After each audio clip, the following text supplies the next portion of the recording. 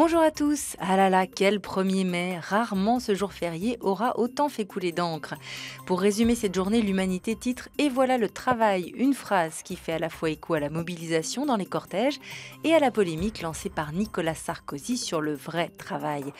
Le candidat sortant a fait le rêve d'une nation rassemblée, comme le rappelle en une Le Figaro. Hier, au Trocadéro, le quotidien a rencontré des sarkozystes fiers de leur 1er mai, des inconditionnels, mais aussi des partisans de Marine Le Pen et de François Bayrou venus partager l'enthousiasme des militants UMP.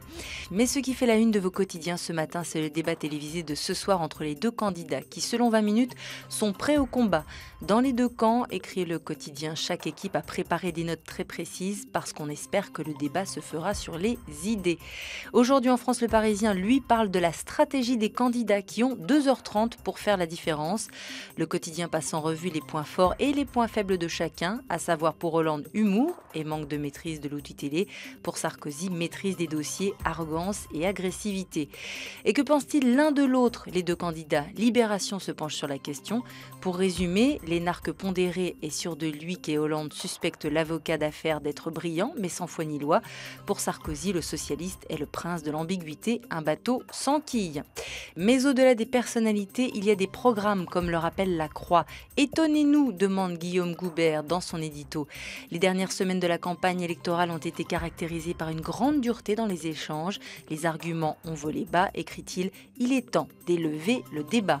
Un débat que les égos qualifient de duel et de rappeler que ce n'est pas le premier entre les deux hommes qui se sont déjà confrontés à 3 reprises depuis 1998.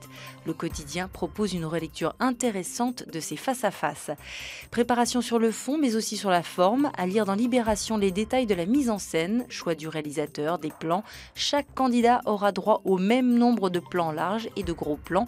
C'est un temple de l'égalité, affirme Thierry Tuillier, le directeur de l'info de France Télévisions.